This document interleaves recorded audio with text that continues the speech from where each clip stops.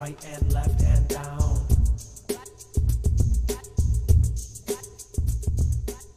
What is going on, guys? It's Adam aka Marv. Tonight we're going to be talking about several different events that may take place at the same time. We're also going to be talking about warnings from the DHS themselves. So stick around. We'll be right back right after this.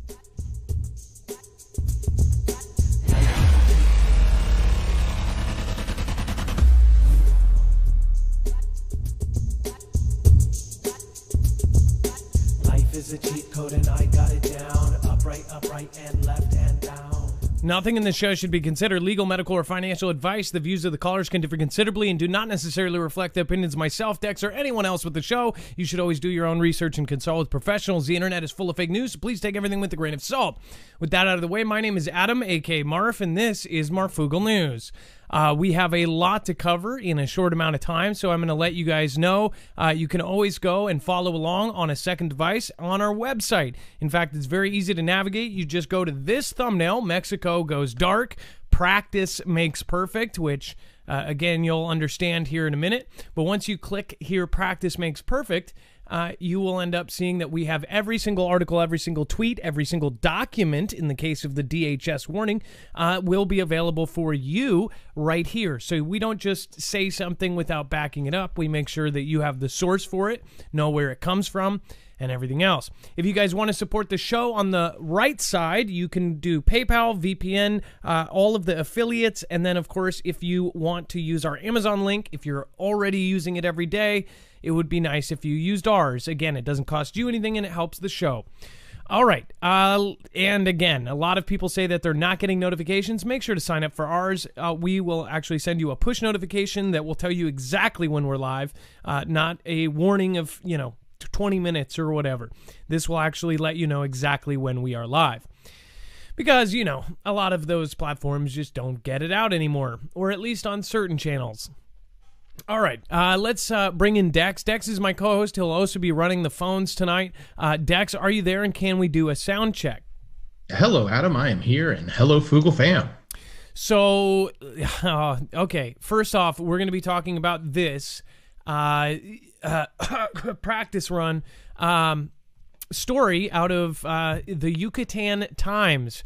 It says massive power outage affects 10.3 million users throughout Mexico. It says the Federal Electricity Commission reported that the electricity cut that occurred in several cities in the country, mainly in Mexico City and the state of Mexico, affected 10.3 million users due to a low frequency throughout the national territory caused by outlets of power plants. It says the national power company CFE added that at 2:52 p.m., restoration of affected users began and is subject to the instructions of the National Energy Control Commission, or SENENCE, which must guarantee the security of the national electric system. Now, it says, for its part, SENENCE reported that the reason for the blackout is that the affecting several states in the country was that there was an imbalance in the national interconnected system between charging and power generation, causing a loss of approximately 7,500 megawatts, which a megawatt is something like 1,000 kilowatts or something. I don't know what the system is. Sort of like, kilobits, megabits, gigabits. This is up there. So that's a lot of power. If to put that in perspective, in Seattle, Washington, we had one of the worst storms we've had in 3 decades, and I think 1.5 million people lost power, and trees were toppled. I mean, it was pandemonium as far as what we get normally, but that was a huge deal. That was 1.5 million. This is about 10 times as much, or at least 8 times as much. So really insane amount of people that got cut out of power. Now, most people will say, oh, well, that's there, so who cares? Well, there's a lot of things going on right now that I think you should care about and that we should be paying attention to.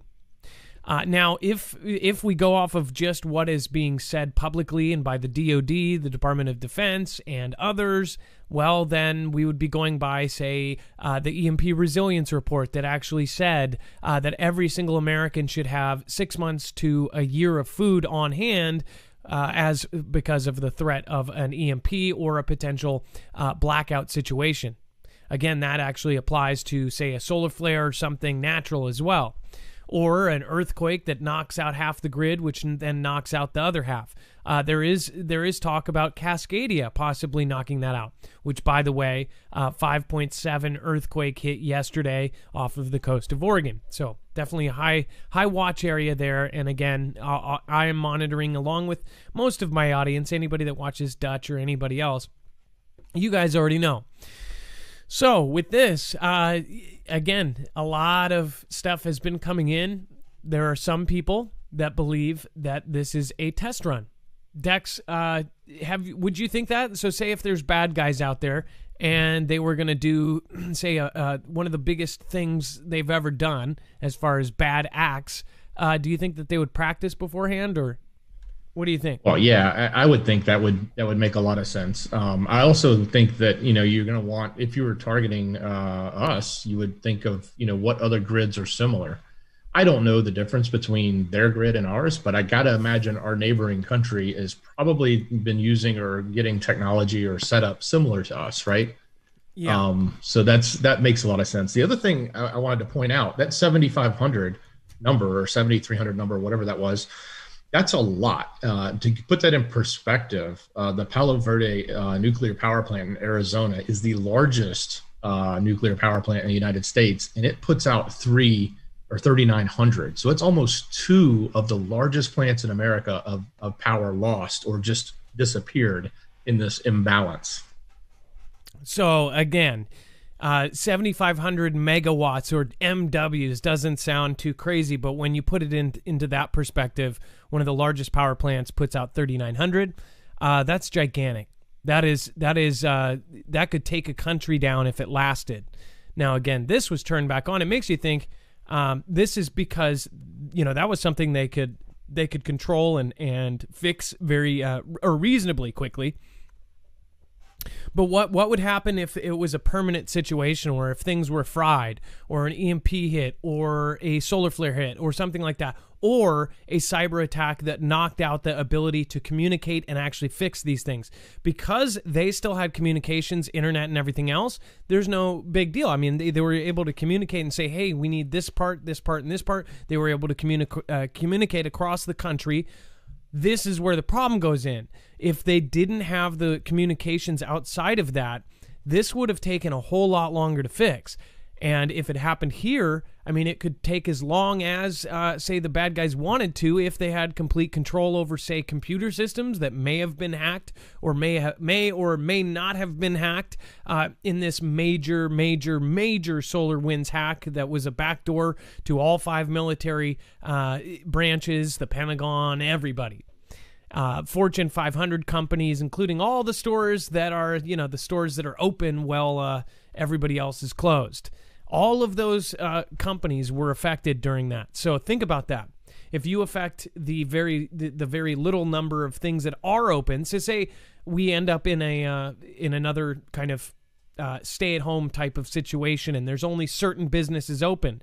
You knock out all of those businesses and you knock out everything else, you screw up their system, so then they can't sell things, or say they can't even open, or they can't do this. Think about the pandemonium that would cause. So this is something that none of us really want to think about. It's something that is very far off. We think it's science fiction. We put a lot of faith into our military and our police and our structure and our system. All of that could go away in a second. And I hope you guys realize I'm telling you this from the best place I can. This isn't to scare people. This is to let you know that we have to think vigilantly, and not not be afraid of this stuff, to prepare for it.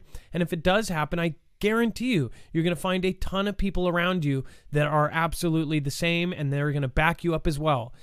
Get to know your neighbors right now. Get to know the people and feel them out. Go out of your way to bring something to your neighbor and see what kind of person they are. Even if they don't see eye to eye with you, politically or this or that, see how they think about prepping and think about how they see, all of this other stuff that's going on. Because you're going to need allies if any of this goes on. If any of it happens in a real life situation, none of us are going to be prepared as we want to be. It doesn't matter if you are, Alaska prepper or survival living or somebody who's extremely prepared. It's still not going to be the same. You're not going to know what you don't have until you don't have it. So just try to think every single day, one little thing that you can improve. Look at your supplies, look at your water, look at what you have. Because if this happens and it stays like this, it is going to be bad news. It is lights out for all of us. They say 90% of us would perish in a massive blackout in the United States. And this isn't trying to fear you up. There's no reason to. The reason we do this is so you guys have a certain level of, it doesn't hit you in the side of the head. And I guarantee you it's going to help. And I really do feel that way. I'm glad somebody woke me up a few years ago, as far as the threats that are to us, it doesn't matter, I know people from Australia and Europe and all these different places are watching. It doesn't matter. Wherever you are, the planet is being affected right now. The planet is in turmoil right now. Not just naturally, but everything else, as you guys see. We're all doing the same things, whether you're in Europe or in Australia or here or in China. We're all going by kind of the same weird rules. Isn't that kind of freaky? Just saying. Open House Texas. Holy moly. It says, Happy New Year, fam. God is always in control. Stay safe and keep up the great work. Open House Texas, thank you, and thank you for your generous support of the show. Thank you for supporting us. Cannot say thank you enough for that. Open House Texas, I have not personally talked to you before, but thank you, and I really do appreciate it. Jana W., thank you as well. Thank you for your support. To Love God LLC TLG, again, no message there, but thank you so much. I don't know if it was a super sticker. Thank you. You guys, awesome. Thank you for supporting all of you guys, independent. Right now, more than ever, please make sure to remember to press that like button and share and comment down below. What do you think about this? Do you think that this possibly could be a test run? What is your opinion on it? Or do you think that this is just some, typical accident? Let me know in the comments down below. If you're over on DLive, let me know in chat. All right, and then Trouble Cooper, I think I missed you last time, but I was going to call you out. Thank you so much for joining Patreon 2 days ago. Thank you so much. I appreciate that. Jen Lindquist, welcome to the Fugel fam. Cool Cajun, welcome to the Fugel fam. Thomas Reddick and Fly West, new Fugel fam members, thank you guys. And make sure, every new member, make sure to welcome them and let them know that they are completely awesome. Okay. And back to this. Thousands left without heat. Hot water in Colorado after vandals attack natural gas services. We've been seeing a lot of stories on this gas situation in many different places, having issues with explosions and all sorts of stuff. So I thought this was interesting. Dex, feel free to chime in too. It says local media reports have suggested that an ongoing bid to restore services to thousands of individuals living in the Aspen, Colorado community has encountered weather-related setbacks due to frigid temperatures and snowfall, which are expected to continue throughout Tuesday. Thousands of Coloradans, I think that's how you say it, have been left between a rock and a hard place for several days after local law enforcement officials revealed vandalism. That's right, vandalism at 3 natural gas energy stations had been hindered services to customers. Now, why do you think they use the word vandals? That's a curious question for you. This seems like why would vandals do something like this? And it sounds like it's more than one. That's 3 stations. I think they're afraid to call it something else because they don't want to panic people or call it something else. Maybe they don't have enough information, but 3 gas energy stations being hit. Does that sound like vandalism to you, or does that sound like something else? Dex, do you have an opinion on that?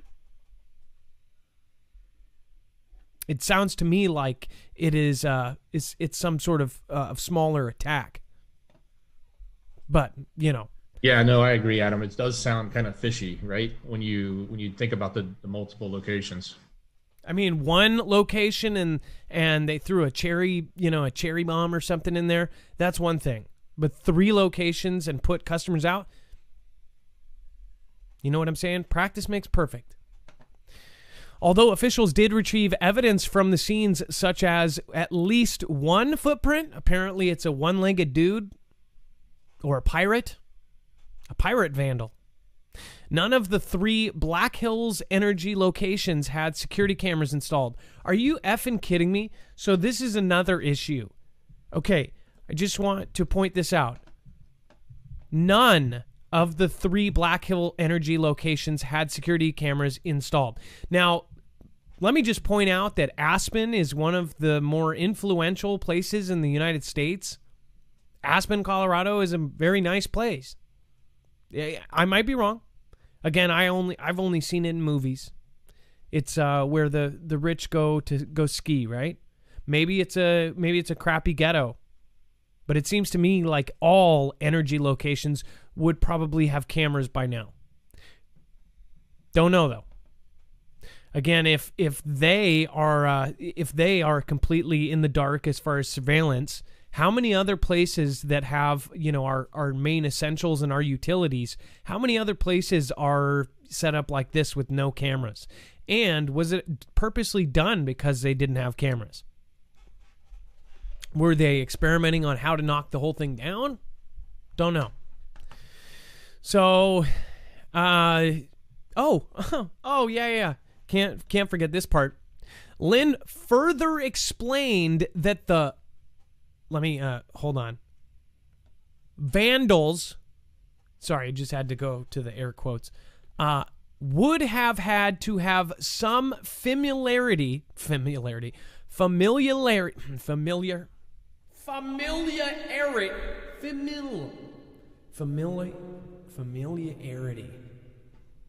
with Black Hills Energy System in order to pull off the scheme, he added. They tampered with flow lines. They turned off gas lines. So why are they still calling this vandalism? This is this is somebody with knowledge of how it works. Okay, I don't want to kick a dead horse here, but this does not look like vandalism. What does it look like to you? Just saying. Why is nobody saying it? I don't know. And then San Antonio Coalition takes aim at electromagnetic threats. When a fierce solar flare battered the Earth 161 years ago, electricity surged through telegraph lines and frazzled communications as a rainbow of auroras lit up the skies around the world. Telegraph machines sparked fires, shocked operators, and kept transmitting after people unplugged their power supplies. It says the so-called Carrington event of September 1859 was the strongest geomagnetic storm to hit the planet in at least 500 years, according to NASA. It says scientists agree that it's a matter of time before a similar storm hits Earth again. And it says with today's dependence on power and sophisticated electronics, society is more vulnerable to electromagnetic disturbances, whether from the sun or human-made high-altitude nuclear blasts.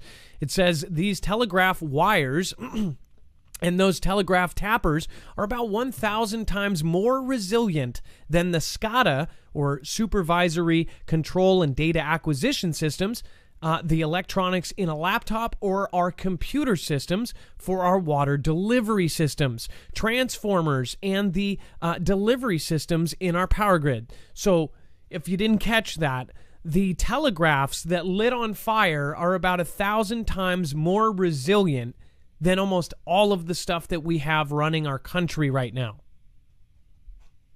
So it doesn't take a genius to really do the math on that. It says that was Steve Quast, a retired Air Force lieutenant general and electromagnetic defense advocate. It says, quote, so it gives you a sense for the fact that Mother Nature could be as destructive as a determined enemy. It says San Antonio is at the forefront of the nation's electromagnetic defense research and response with a collaboration between the Military Joint Base San Antonio, the city, CPS Energy, the University of Texas at San Antonio, Southwest Research Institute, and dozens of other agencies. It says the group is bolstering the resilience of San Antonio's infrastructure, which could help the community not only weather a catastrophe, but also make the city more attractive to businesses looking to relocate. It says we're pretty resilient with regard to lightning strikes and hurricanes and trees falling down, Quast said. That's built into the business model. But determined electromagnetic weapons or the sun's electromagnetic discharge, like a Carrington event, nobody has ever thought about that. It says the United States, he said, is not moving fast enough to protect against long-term power outages and other hardships created by these types of, quote, high-impact, low-frequency threats. In March 2019, the White House issued an executive order to coordinate national resilience to electromagnetic pulses. 2 months later, the Department of Defense designated GBSA as a test base.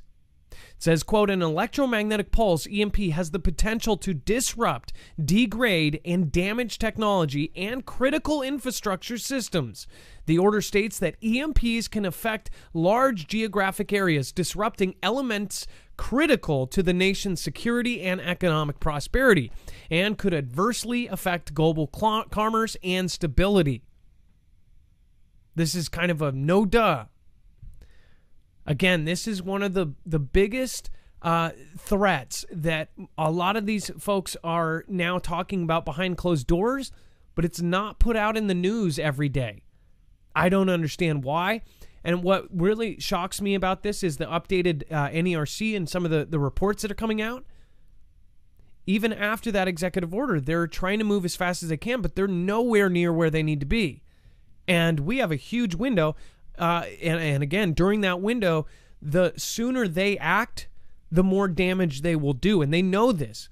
The executive order was public. So all of our enemies or anybody bad, these bad actors, they know that we're closing the window on it by using things like EMP Shield, by companies like that. So this is what I've stressed for a long time now. And I hope that people understand that this is not something that you need to just scoff and say, that's in a movie. This is more realistic than almost all of those other catastrophe movies. This earthquake, and people ask all the time, they say, Adam, what is the scariest thing that you think that could happen realistically? Cascadia subduction zone would tear up half the country. 21 states are preparing. I think that a meteor hitting and an EMP, which is not at the top of most people's list. People say everything else, civil this, civil that. But I think they're all kind of paired up together. This is why we've paired up with EMP Shield for so long. So, again, you guys know we have been pushing these for 2 years for good reason, and we believe that they will end up saving lives one day. Again, if this does happen, this is the same company that resilience report and the government has now contracted. These guys are part of DOD, DHS, and now officially on the DEMSO team helping protect the Texas grid. These guys are legit. This is Keystone military tested technology. It's not just a surge protector. It literally protects against all three phases, E1, E2, and E3 phases of an EMP. If you guys don't have this, or if you don't want to go through us, go through somebody else or go around us. Go through a different creator. If you go through us, we actually get a commission on it, and you get $50 off on each device. If you don't want to do that, you can get a similar discount from somebody else, but get it, because there's only so many signs that people need, and I just don't understand why people don't understand how serious this is. Because guess what? People that don't protect themselves, and if we all had this, I think that the power companies I think they should sign a bill and have this kind of device in all of our homes. If you buy a home, they say, okay, well, under state law, they require you to have some sort of EMP protection. That's what it should be, but it's not. From now on, that's what they should be doing. They should pass a law. I hope T-Man does something along those lines. But again, this is an awesome company. It's 100% American made. They are now building several places to actually build more of these because, again, this started off as a smaller company, and now after the contracts, they keep getting bigger and bigger, but they're still selling to civilians. So I highly recommend it. Again, veteran-owned business. marfagalnews.com/EMP. All right, we're going to go to the callers. Real quick. Yeah, just real quick. That article you were reading, the other thing that was interesting to me about it was, it was coming out from Tribune, and it was broadcasted in the San Antonio area, right? So, again, more bringing this to the forefront of conversation. They also talk about things that are being done to mitigate, right? And they talk about Faraday cages. They also talk about special paints that are being used on transformers that can help eliminate some of the effects that may happen with EMP. The other thing, and this, I swear, I just saw this because this article is really long. You guys can go read it. There's a lot of information in it. They even talked about EMP shield. So here is another validator of that technology in the space, saying, hey, it's not just us telling you that it works. There's a lot of other valid, credible sources out there that are saying these are tools that actually work. You know, from Faraday cages to the special paints they're putting on to the transformers to obviously other things that are going on the grid that we don't know about. And then, you know, even things for your home and businesses and buildings like EMP shields. So anyway, I thought that was really interesting. And again, this is our suggestion, and we've told you why. We've shown you the NERC reports that the Department of Energy basically had over 500 events, similar to what just happened in Colorado, only regarding the grids. And they reported 2. At that time that we reported, the second time out of 7 or 8 years, the second one just became public, and that was only because it leaked. So 2 out of over 500 were talked about. So it's kind of a no-brainer for us, but again, I would highly recommend it. Okay, let's get on to I have a couple of lines open too, Adam. So guys, if you want to call in, now's the time. The number is 224400-MARF. It's going to be scrolling right here in the black line. And then, again, that's the quickest way to get through. All right, and then over on D-Live, it looks like we've got Priscilla R. We've got at least 30 new people that just joined. Thank you, guys. Scooby-Doo Do-Right. We've got Mama of 6, Dixie Doe, Jonathan Esparza, Barefoot Lass, Mystical Misfit. Always love to see you here. Everything Nothing. I don't believe I know that name. Kelly2334. Thank you so much. Jen Lay Awake. I hope you and Baldy Locks are doing great. Chevy Myco 6. What is going on? Giant Gacy. Quiet and Wise. The Muscle Whisperer. All of you guys, thank you so much for coming in tonight. And then over on YouTube, we have Wendy Lou, Gina W. We've got K King. K King, nice to see you. Let's see here. The Kegel. Laura Medrano. Thank you for coming in tonight. What is that? Chrissy LaPlante and Warrior for Christ. Conscious Art. Awesome to see you guys. Southern Girl. Joe Adams. Gigi Larkey. Thank you guys all for coming. It's a massive turnout every night because you guys are incredibly amazing. Thank you. Can't say thank you enough. By the way, then we're going to go back to the Russian scientists suspected of doomsday weapons project involving deadly that. Okay? So, and by the way, I'm going to probably go throwback to the smallpox and that stuff. Maybe it's not this and maybe it's something else. And I'll tell you why in just a minute here. All right, let's see here. Let me open up this, and it looks like we're gonna have to get our caller just dropped. So again, if you guys want to call in, it's a normal night, so it doesn't have to be sighting related. The number is 224400-MARF, and it looks like Dex is trying to get them back. So thank you, Dex. And then we've got Brian Knight, one on B, Dolores Hussey, people on a fixed income like seniors. We do have the extra money for EMP protection. So that is another thing. If you don't have enough money for an EMP shield right now, stay tuned.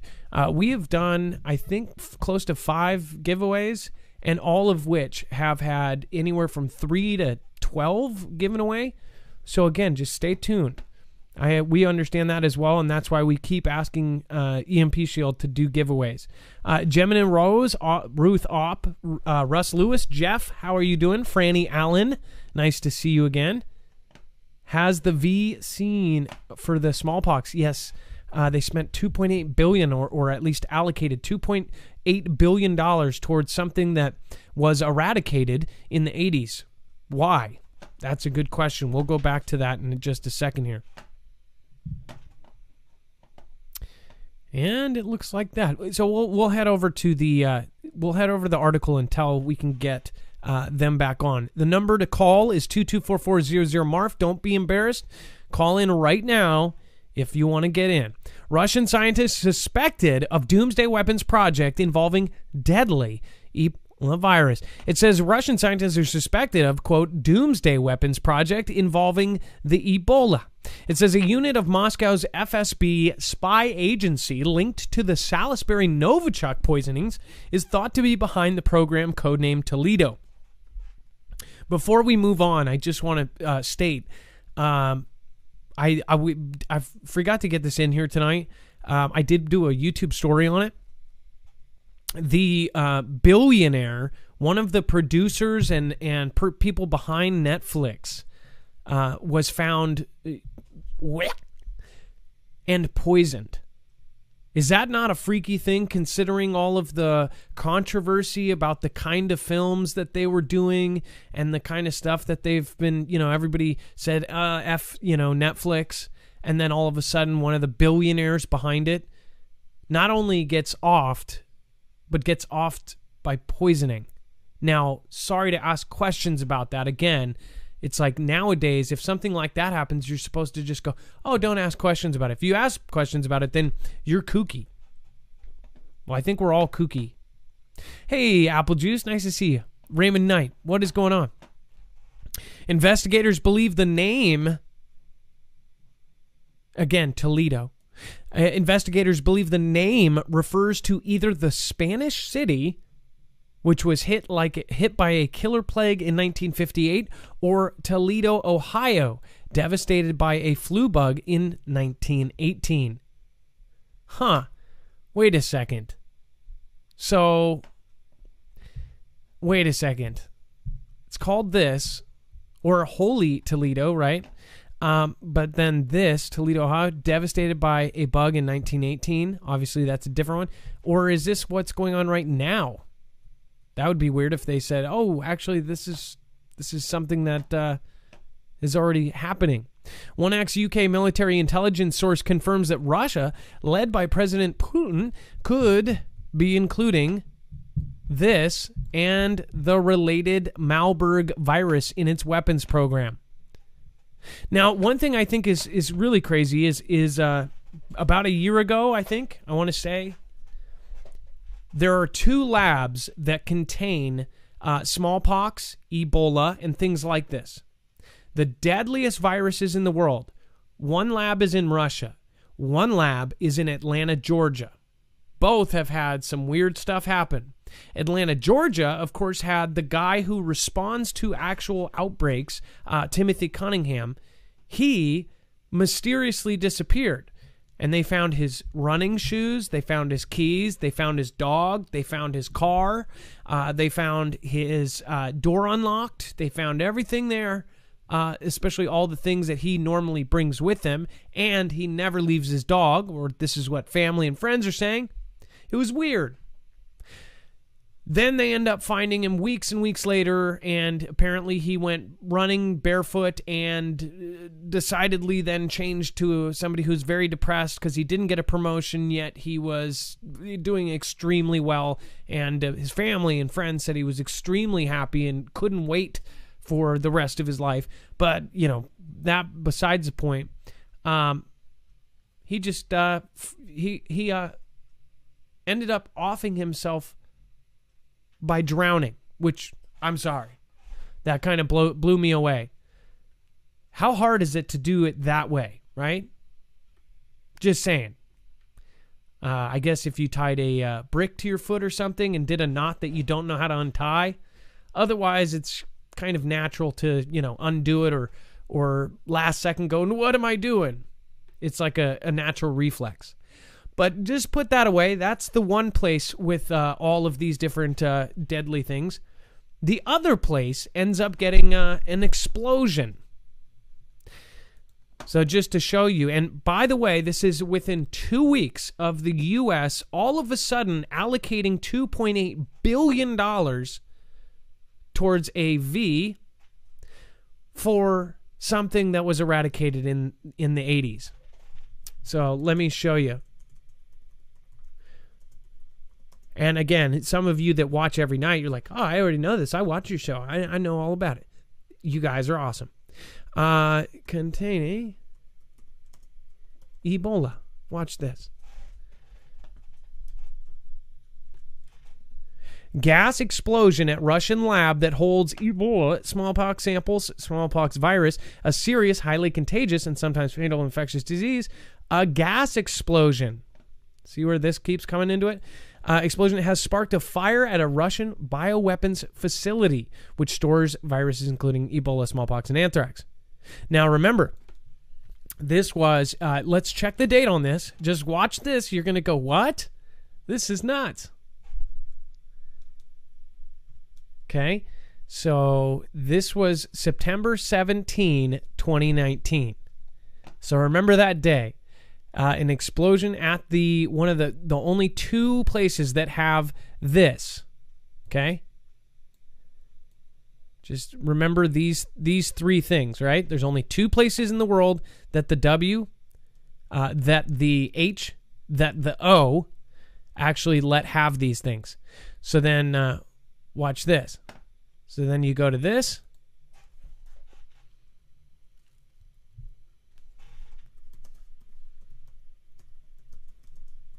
And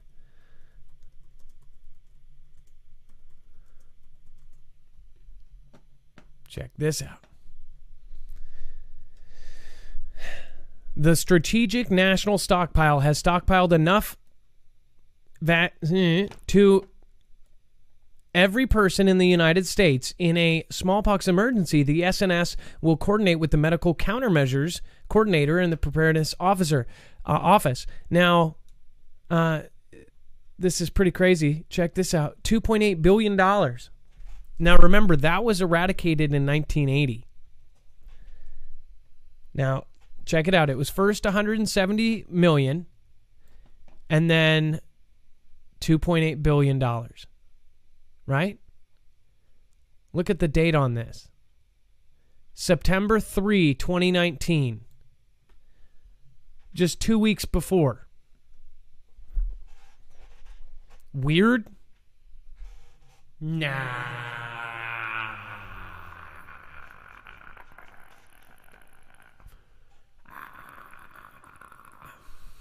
ASMR.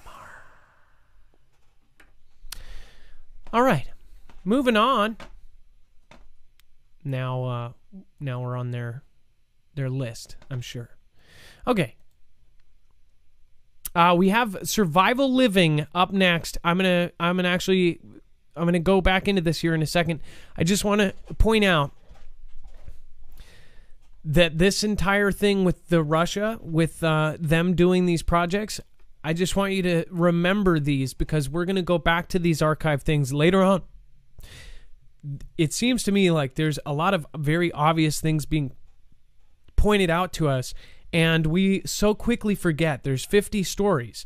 Just like what happened on Christmas Day, I think you should think about that and just forget about all the stuff incoming about it and just keep that blank and just keep the actual event in your mind instead of the things that, basically bombard you and say, oh, that's what it is. Oh, okay, no, I'm not worried about it. Okay. It was that, and yeah, it was a blizzard, and oh yeah. Remember the old stuff.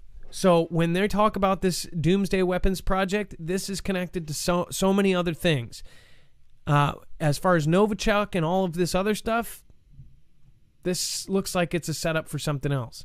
And it looks like it is the Ganda.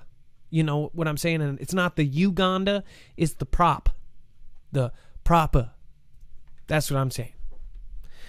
Toledo, this sounds like something weird is going on. Something big is on the horizon. Read the rest at markfugelnews.com. Again, really creepy stuff. And just reminds me of the UK stuff that was going on too.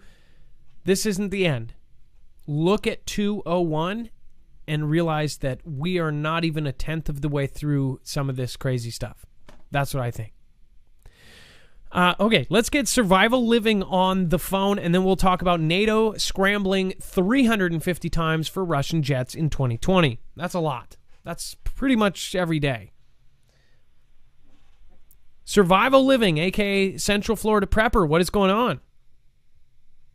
Hey, Adam, how's it going, man? Doing good. So, obviously, there's been a lot talked about lately. I saw you at the stream earlier today, the Kate stream. Thank you for popping in. What is going on with you? Oh, not much. I wanted to hit real fast on the CMEs and EMPs. All right, perfect. When we had that great conjunction thing with the planets. All right, I'm not a smart man. I'm very low educated on some things. But when that was going on, I had somebody come to my live stream and said something about it. I'm like, well, I'm just going to prep like I usually prep on everything else. You know, we try to prepare for as much as possible. And most of our preps go hand in hand with every type of scenario. Well, that night, well, actually early morning, a little after 4 a.m., something hit my solar system. All right. Now we have EMP Shield. We have EMP Shield for our truck. We actually purchased that through you and EMP Shield last Christmas, I believe it was. And later we got into the affiliate program with them and got them for solar and stuff.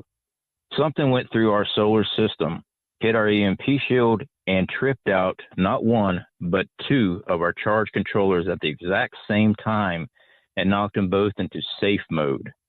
So something pulled at 4 a.m. in the morning through our atmosphere and hit our panels. Now, our panels are safe. Everything's fine. It all went to a safe mode position. But I was really concerned considering if we didn't have that safeguard in place, would we have fried something? I mean, charge controllers, those are your front lines right there. Those get knocked out right off the bat if something runs through that system.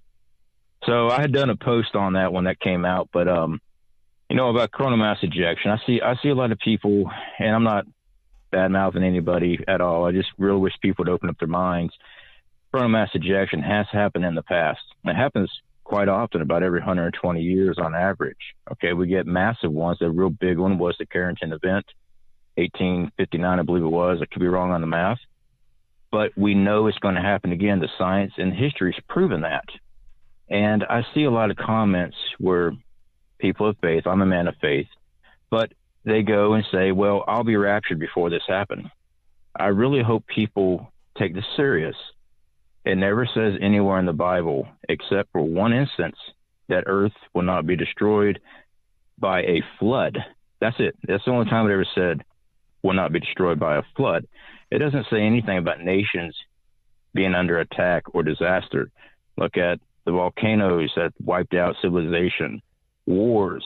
These things do happen. It's not written that you'll never go through anything. So there's nothing wrong with preparing. Preparing is insurance. We have smarts about us for a reason. So hopefully people will understand that you do need to prepare for things. You just can't sit there and go, oh, well, I'll be okay. I mean, if you want to fight the argument, Noah was the greatest prepper of all times. So, you know, I mean, there's a lot of stuff going on with that. And with these EMPs, the stories on these things, guys, I get all the time, well, EMP Shield, it won't work against an EMP. Actually, they have the studies, they have the testings, they have the backing to all this stuff right on their website. You can actually watch videos where they're doing EMP tests on equipment and EMP Shield equipment tests. Just take a look at it. I don't know where people said that in the beginning. It's because there's an idea. I believe it was because there was products maybe that came out before EMP Shield or something. I don't know. I got that in the very beginning too. Now they really can't say anything because the DHS, the DOD, all of these it's how they're preparing. So it's kind of stupid for us to go, yep. Oh, they're doing it, but yeah. Who is that, by the way? Like, who is saying that? Yeah. They're telling us to not be prepared, Yeah, and they're saying, exactly. no, this doesn't work. The military's preparing with this same product, but you shouldn't. No, you shouldn't have that. It seems almost too well placed. Like, who is saying that? Why would you try to, even if somebody was doing that, why would you try to get somebody to not prepare? That's like saying, or it's like somebody going like, don't buy water filters. The water's going to be clean. The water's going to always be clean. What are you talking about? I don't get that. I really don't. Anyways. Well, it definitely has a feel that there's a reverse psyops going on. That no matter when we try to work on the ground to prepare and save lives in a certain aspect. No, I'm not a lifesaver or anything. I've had people contact me and say, hey, I appreciate the information. We never started prep until you said something. It makes me feel a little bit better about myself. It don't make me feel, oh, man, I got all these people doing this stuff. Not like that. But it seems like someone's always trying to inflict more harm than actually try to promote other people to prepare for certain things. And if the power goes out, that's end game for a lot of people. Will civilization still continue? Yes. Will there be a population massive decline? Absolutely. All right. There's not just medical needs only, but food transportation. There's just not going to be any food around. All right. It's going to be what you can grow, growing your own garden. Everyone thinks it's real easy to just grow a garden worth of food. It takes a lot of land. Well, they actually call it hectares. It takes a lot of space to grow gardens. It takes a lot of skills to grow gardens. Yeah, you might be able to grow a plant in your house, but that's not enough to feed your family. So hopefully people start taking more and more serious. I don't get onto the whole doom and gloom stuff, but this is a serious threat. And with everything else uptaking in the news and what we're not seeing in the news and being misdirected, makes me really uneasy. Well, and especially since there's so many different ways that we're getting pulled, and we have so many, there's actual ops to make us to think that preppers are crazy. They started that back in JFK days, where they called anybody that was very questioned anything or prepared overly. They were conspiracy theorists. They've made us made people out in movies forever. If you question media or you question anything, you're a crazy guy who sits in your basement and you've got multiple computers and you're some sort of hacker, or you stay in a tin can. We aren't, and you aren't, and none of you guys are crazy. We're all just asking questions, and we're all trying to prepare for something that is a very real possibility. Why would you call us stupid for preparing for it if the military is not only preparing for it, but drilling for it consistently? They are literally preparing for this all the time now. They have now invested in night vision for all of the soldiers. They're doing nighttime drills. They're doing nighttime urban drills. Why do you think this is all being done? I mean, you agree. I know that. And I think that nighttime stuff here stateside, I think they're worried about, I'm trying to watch my words, foreign entities, let's put it that way, coming onto American soil. And I'm not going to, you can fill in the blanks on that. But basically, I think they're preparing for troop movement coming here that's not ours.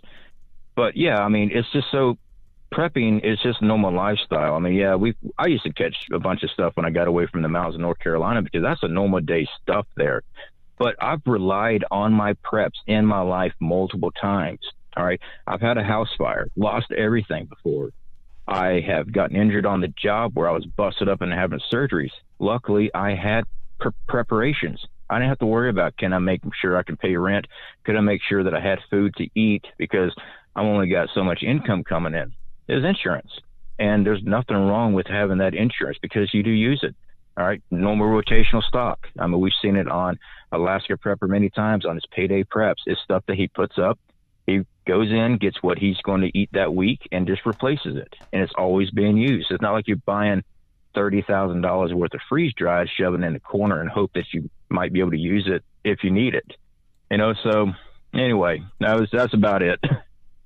Well, thank you so much. CFP, a.k.a. Survival Living. If you haven't checked him out, he's got a great channel, great creator. Make sure to go check him out right now. That is, again, Survival Living.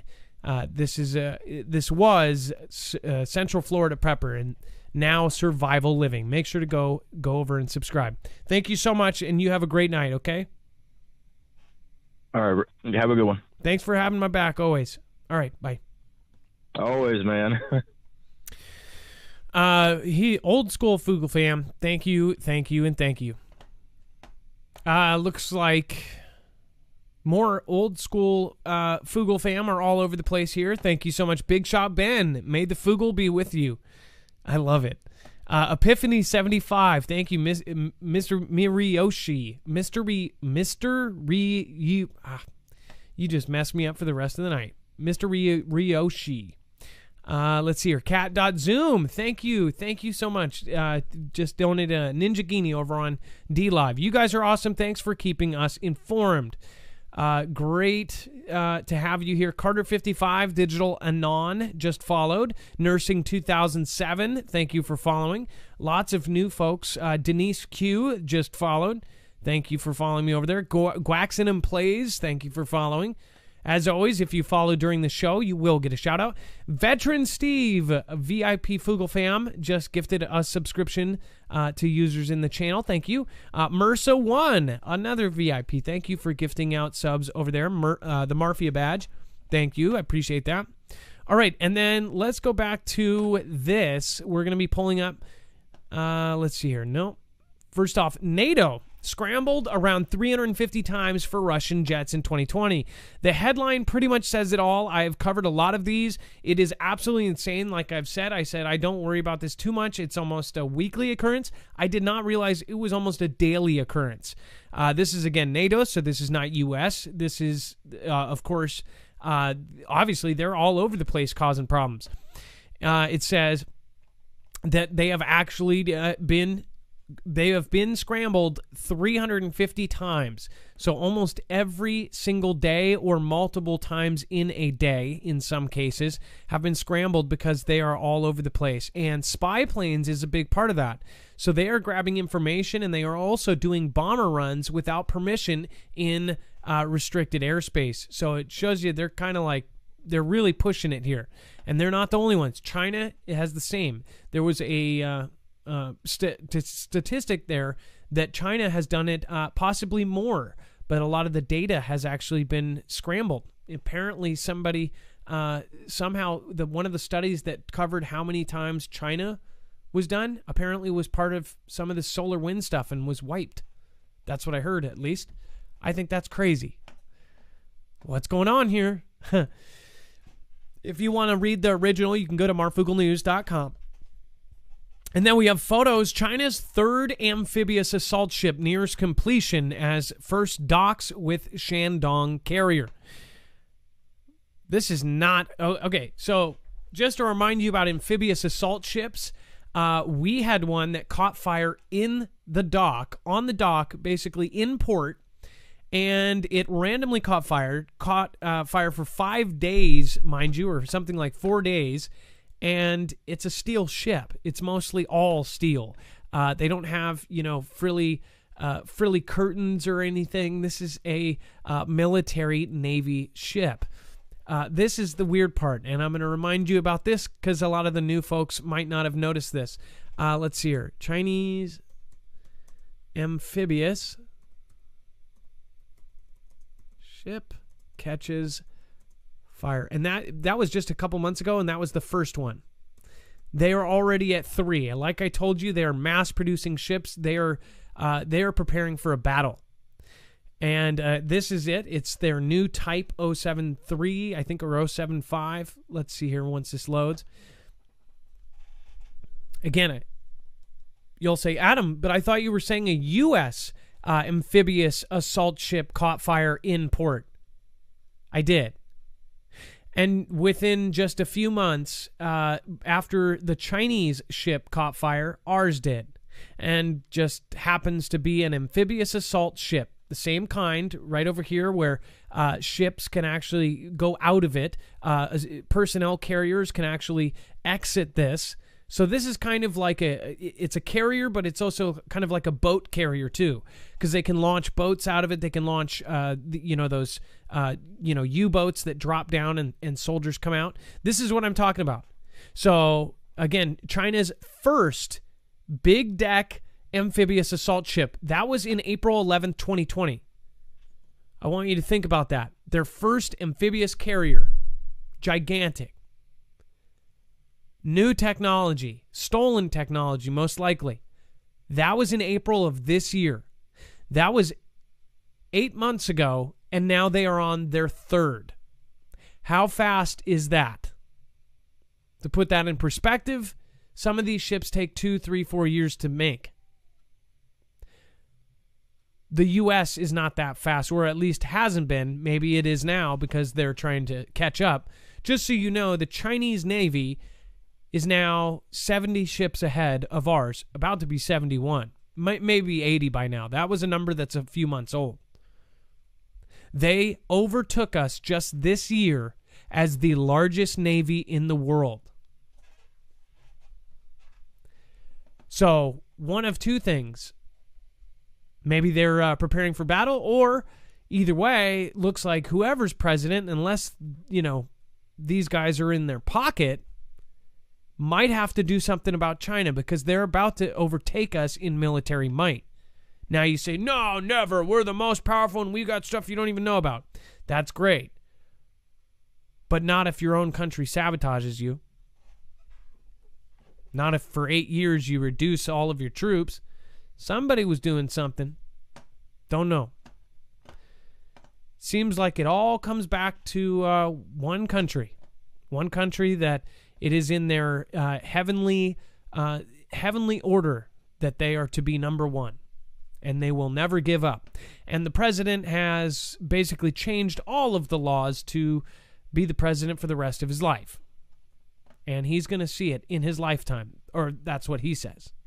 And he is going to make sure to tell his Navy and his military to get ready for conflict and to say goodbyes. This was just a couple months ago. So, don't know why he's doing all that. Because he's not, going to do any of it, right? It's just pounding the chest, as they say. So, third ship is finishing. That is insane.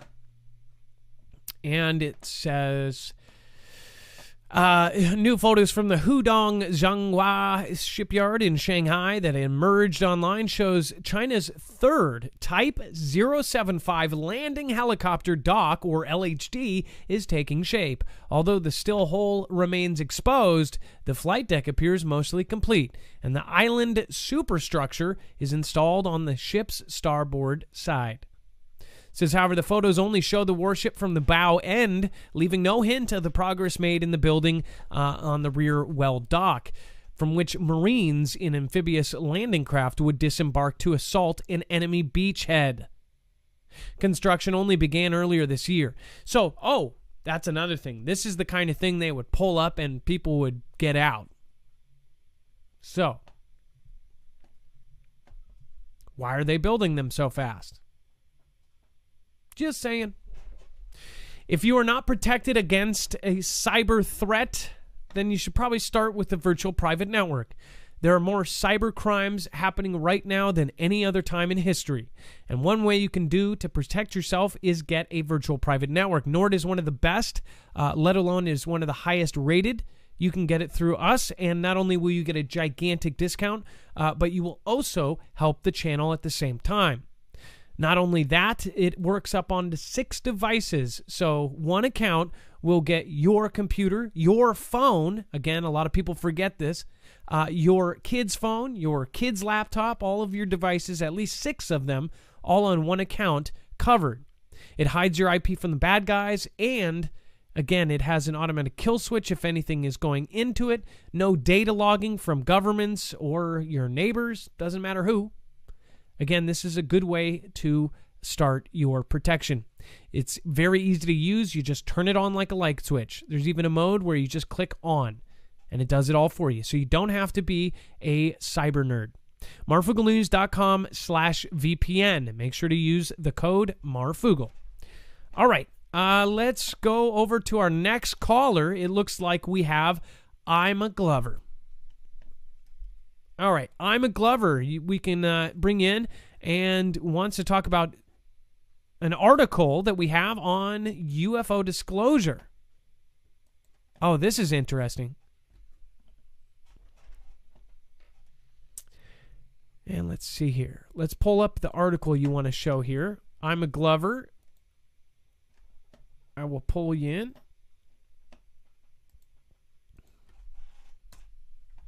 And Adam, I'm trying to get I'm a Glover on. Hang on one second. Okay, no problem.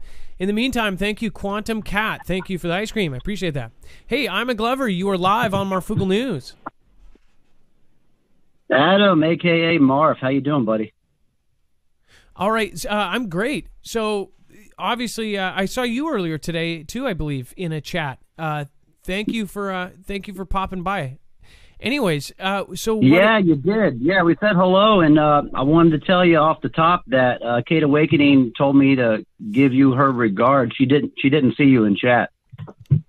Oh, that must have been really hard to do. She read every comment around it, and about 3,000 people said our name. That unbelievable. Well, anyways, either way, so there's an actual 180-day kind of limit to them telling about UFOs. That's pretty incredible.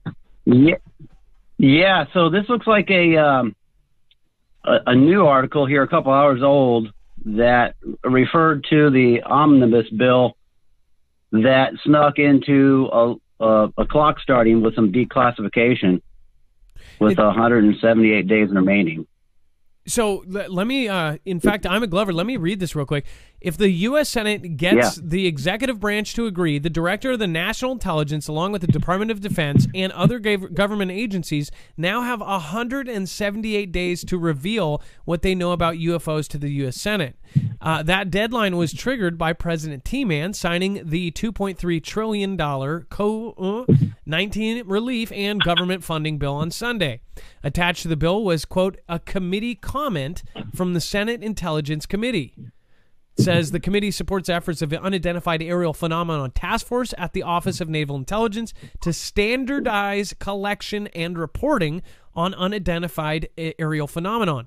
Any links that they have adversarial foreign governments and the threat they pose to U.S. military assets and installations. So I don't know if you caught that part, I'm a Glover, but it says, and any links they have to adversarial foreign governments. That's kind of a weird part to put in there. Did you see that? Yeah. Looks like Rubio is head of that Senate Intelligence Committee, and that basically the bill triggered this clock to start. Yeah, that's just this is pretty crazy. So we're talking about half a year, and we might have a whole bunch of mess. But who knows what's going to happen before that? That even puts another deadline. Like, what is going to happen in the next month? What's going to happen in the next couple weeks? What's going to happen in the next week? It's the 29th. Right. Yeah, what's happened this entire year?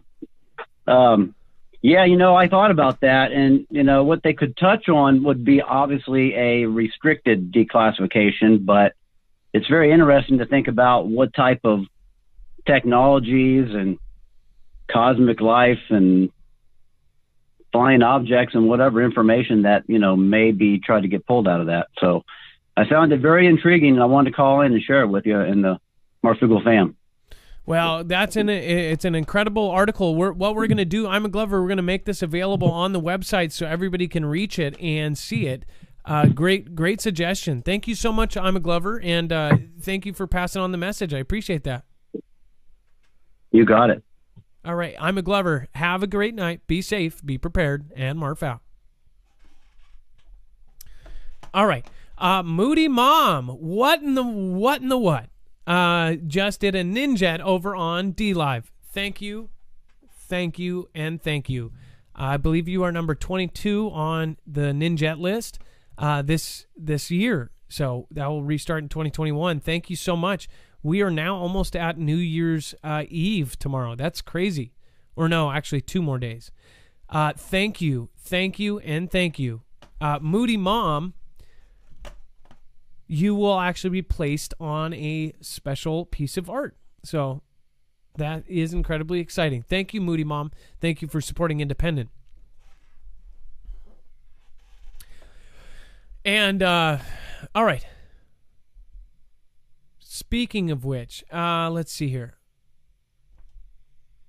And then Dex, if you can we, what's the update on both platforms? How many people do we have watching total? Let's see here. Hey, Adam, it looks like we have about 28 on DLive, and I can get you an update on YouTube in just a moment.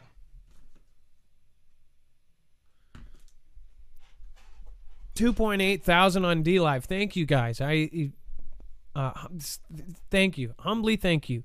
And 4.4 on YouTube. 4.4 thousand? Is that right? That's correct. Wow, incredible, you guys. Thank you. That seriously means a lot. If you guys can, while you're right there, click that like button. Even if you're on DLive, if you can, after the show, if you have the time, I am humbly asking you to go over and comment, because they can't hide those comments. They also cannot censor those comments. It would really be amazing. Thank you so much. K King, Joe Mack, Kiwi Cat, thank you so much. Paul Shaggy. Again, we are one of the more safer channels, but I'm reminded, there was a big chunk of channels that got deleted. One thing that I will say is I'm not going to feel bad for keeping our group together. We have so many community members that literally depend on this and our state groups. A lot of what people don't know, especially new people, our Discord of 15,000, which was taken away because of just a couple people sharing a couple stories that they didn't like, that group, we had state groups preparing and meeting in person every single week, every single month. People were meeting. People have now met their husbands and wives out of my groups, and those were all taken away. We are building our own platform to replace it. And in the meantime, again, I have helped so many. We have helped. Isn't that crazy? We've helped over 1,000 creators get to 1,000 subscribers or more. And the funniest thing to me is, a couple people were talking to me today, and they were saying, "Oh, this person thinks you're a shill or something," right? But what I think is funny is it all goes back to one other person in this community, one who has burnt every bridge they've had. One that basically burns everybody they come in contact with, and they call me a shill. There is not a single creator that has helped more small creators than us. Not one. Show me one, and I will show you a whole list of channels that we have helped create. And specifically, the QAnon community, we have helped, I think, over 280 creators. And did we know they were, or do we care? No, because we just do it. And 1 out of every 20 tries to burn you back or say some crap about you, or they'll get that initial burst of people viewing. They'll go from 1 view a day or 9 views a day to 200, and then after a couple weeks it disappears because they're not putting effort or something into their video, or maybe people just don't like them. Don't know. But then they blame it on us and go, well, I want attention. I need attention. If that's the case, if that's the way you act about it, then you shouldn't be on YouTube. I never cared about views or people or anything. Anybody that's been with me for 3 years knows that I did it with 1 person watching or 0 people watching. I did it for 6 months. I did it for 6 months without anybody watching. And for the first year and a half, until I really had help, I didn't ask for a single dollar, and I told people not to donate. But when there's more people involved, it gets a little bit different. We're trying to expand and make this something that people can really depend on. So it does anger me to hear, oh, somebody says you're a shill. What the hell is a shill anyways? Because I see that I'm not recommended anymore. Why would they not recommend that shill? Why would they not? Why would they take a shill's Discord? Why would they take our Facebook down? Why would they take all those things? When it seems to me like some people are just really negative. And if you surround yourself with negative people, doesn't that make you negative? If you're the thing with YouTube is it's all drama. It's all like, oh, I don't work with this person, I don't work with that person, or this person said that. Use your own judgment, be an adult, and use your own experiences with people instead of judging off of what other people say. Period. Especially if you are in a position of being able to actually influence people. If you are being influenced, you shouldn't be influencing. Period. Because you should use somebody's actions and provable actions against them. Not something like he said, she said, oh, this happened and it was just weird timing. That's bullshit. Frankly, it's bull. So that's my rant for the day. I do it about once a week. Now I'm done. All right. Dex, we should get the next caller after this next story. In fact, let's see here. Let's go into... Oh, this is so crazy because this is confirmation of exactly what I've been saying and exactly the stuff that we've been seeing. The Fugel fam is totally right on this. You guys out there have said this a million times. So the stuff that we're seeing and there's more and more of it, is now getting coverage. We just showed you last night the burning, flaming object coming down. In fact, what was the name of the creator that sent us that? As far as the video over West, I think Virginia? It was Patrick. Patrick Byrne, I believe. Yeah. Patrick Byrne, one of the Fugel family members, sent us basically a picture and a clip of it, a video clip of it, and it's something that's falling down. And he zoomed way in, and you can see it's not a plane. It looks like a meteor, but it just looks like something flaming coming down. Yeah, that one was on Twitter. That's one of the ones we showed was Patrick, which was on Twitter.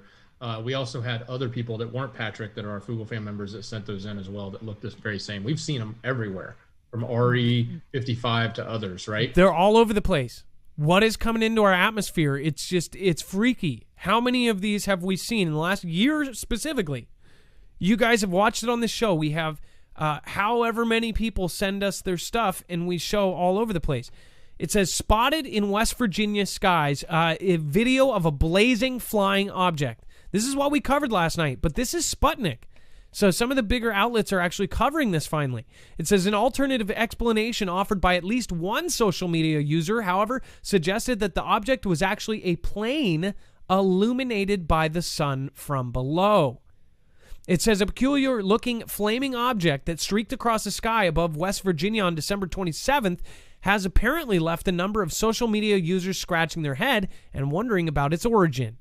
But while netizens merely pondered on the sight of what they have witnessed or simply pegged it as a meteorite, prolific blogger and UFO hunter extraordinaire Scott C. Waring suggested that it might have been a UFO. It says insisting that, quote, no impact from a meteor was recorded, found, or reported at the time, where Waring claimed that the suspected alien craft was actually, quote, limping back to the closest alien base with an extremely damaged ship. Now, this actually looks like the same video that we played last night. I don't know if it is. But again, this is the exact, the burn. I don't know if Sputnik is covering what we just did last night. But again, this is pretty flippin' crazy. These are being seen all over the place, and they're most definitely not a plane. I don't know. It's a strange-looking meteorite, unless it's one of these diamond-encrusted meteorites that they keep talking about. I don't know. It's very weird. Mama of Six says it would have been a huge meteor. Exactly. If we saw that, I would be running. I would be trying to find a cement wall. That is exactly what I saw in Idaho. Another thing, people heard a lot of sonic booms. Last night on the show, there was a boom. We ended up finding out that was a second video playing. But on top of that, I will say, we put up a lot of stuff together because people physically heard it outside their homes. And we had to basically separate who was basically telling us, hey, we heard the boom on your show, and hey, we heard it in real life. Certain people heard it in Texas. People heard it in Pennsylvania, in New York, in Ohio. Certain people heard it in Canada. There was some sort of sonic boom yesterday, and it was completely separate from what was going on with the show. People are hearing sonic booms all the time now. The news is now covering these huge bright flashes, even in the daylight. If you saw just last week or a week and a half ago, New York lit up like it was just absolutely white. Daytime thing, it lit up from Canada to New York. These are all coming in and people are denying it. All of this is happening at once. This is basically biblical.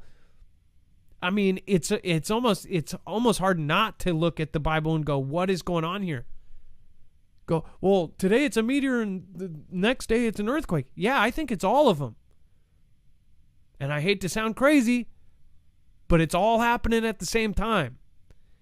And yeah, everybody that says it, it's like, oh, you were just talking about earthquakes. Now you're talking about solar flares and this and that. All of it's happening. Signs in the stars, earthquakes in various places. Look at all of the stuff that's happening. Plagues, famines, droughts. It's all happening at once. It's absolutely insane. So they're finally covering it. Again, just to make the last point, they're finally covering this. They're starting to cover it more and more. And watch, we were covering it first. We've been covering it for the last 8-9 months. Specifically, these flaming objects that it's like it's clearly too slow to. I mean, I think it's too slow to be a meteorite. It just takes so long. It's just sitting there, burning up. It's almost like a movie of a craft re-entering entering the atmosphere. And then we have the U.S. to allow small drones to fly over people at night. Now, the big deal here is I'm a drone enthusiast. A lot of my friends also have drones. I know several creators on YouTube that have drones because you use it for different kind of footage. Especially in establishing shot, in a movie, or anything like that, they now use drones. If you just do it as a hobby, people, of course, have realized that the rules are changing very rapidly. But here's one of the rule changes that's really going to affect drone enthusiasts, drone hobbyists, and drone filmmakers. Is basically they are now, it sounds like good news because they are saying they are going to allow you to fly at night. But here's the big but. They are going to put RF radio frequencies on every new drone. And if you don't have it, you can't fly at night. But also, they're going to start requiring this on every drone. People would say, well, as long as you're doing things by the book, then you don't care. Well, first off, it's a very gray area, flying drones in general. As long as you're 5 miles away from a airport and this and that, there is conflicting things. If you have a DJI, the DJI has different rules than the actual rules, and it has different maps entirely. It's very confusing.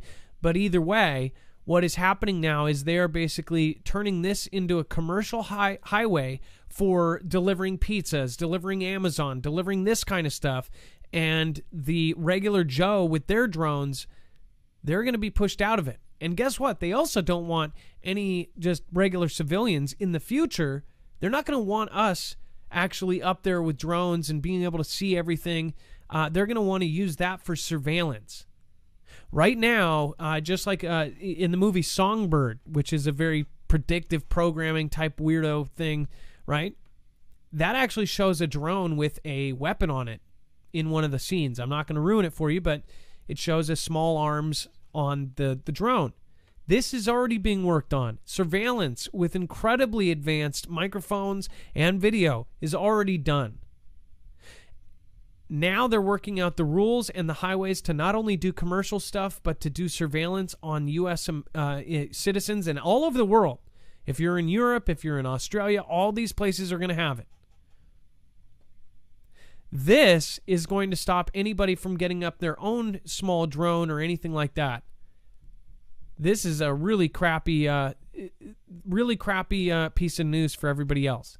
They're going to be able to track the remote ID on these things, and you won't be able to do it. I mean, basically, this kills it. Period. And then, again, you already have to basically get a pilot's license if you want to put it on YouTube. I mean, it's just nuts. A real pilot's license. Or you have to go through basically the same kind of thing. Stupid. Government report warns of potential and foreign, and that word itself is now filtered, during the Georgia Senate runoffs. This is an actual warning from the Department of Homeland Security about what is about to happen. Dex, can you explain this real quick? Well, yeah, I think pretty much everybody's heard how important the runoff is that's coming up in Georgia, and we're kind of weird that we have that, but we have 2 Senate seats that are open. But what I think is very interesting here is that this is coming from the DHS, right? This is a warning from them saying we need to be prepared for this type of activity that may be happening between now and that date, which is January 5th. So that's kind of something that we're taking to heart here. At least you need to pay attention to what's going on. I'm kind of curious what intel they may have that they're suggesting this is actually going to happen. But when it comes from a department like that, it's worth reporting. And I just want to point out this sentence here, ideologically motivated this, right? This is exactly what they called that previous event in Tennessee. So, and now what a lot of people are saying is that event will actually open up the doors for anybody that believes in weird stuff being picked out and going, oh, you're more likely to do weird stuff, right? That's BS. Okay, just because we are creative thinkers and don't think the same and ask questions, this is why we need protections for freedom of press. This is why we need reform on 230. Crazy stuff going on. If you guys don't want to be tracked and traced like most everybody is without their knowledge, I would highly recommend putting your phone or your device in an eDeck bag, equivalent of a Faraday bag. This same company has been selling these to agencies for evidence bags because you do not get in and they do not get out. Say if they put a crook's laptop in there, they can't remotely access it. For your use, though, no one can go in and track your device. Make sure to go check it out. It's marfugelnews.com/eDeck. Again, that's marfugelnews.com/eDeck. There's also the utility Tried and True bag, which actually has a window so you can still access all of your phone's contents while blocking anything going in and anything going out. All right, let's see here. Let's get back to the calls. It looks like we have Justin, first-time caller, talking about hacking at banks and intel from an IT professional. What's going on with this? Dex, if you want to bring them in and introduce. Hello, Justin. You're live. Hello. Hey, how are you doing, buddy? So good. I listen to your show every night or every time it's on, pretty much, and I love listening to your show. But I've been meaning to call for 2 months now. I've had this guy that I did some siding. I installed the siding for him, and he was a pretty wealthy guy living on a lake right outside of Detroit. And I finished up the job, and me and my buddy, he asked if we wanted to go drive his Ferrari and his Porsche 911. So we obviously do that. I go drive around his Porsche 911 and his Ferrari, and we get back to his house, and I'm just talking to him and having a decent conversation. He hands me a beer, and he starts I asked him what he does. He says to me that he's an IT tech guy. Like he writes and he turns for like firewalls for the banks and for schools in Detroit. And he said that when the only thing that he is concerned with is these people keep hacking in to the bank system, the hospital, which is pertinent right now, obviously. But they keep hacking in, and this guy and his people keep pushing them out. And he tells me, get your water around, make sure you have a generator, your stuff, because once they get in, they're going to shut the whole system down and basically just prep right now. He's thinking before the end of this winter. So and and this is professional IT guy. So did they say who the bad guys are? He said they were from there's a couple African countries that keep hacking into our systems, but then he said that it's mostly Middle Eastern countries. Huh.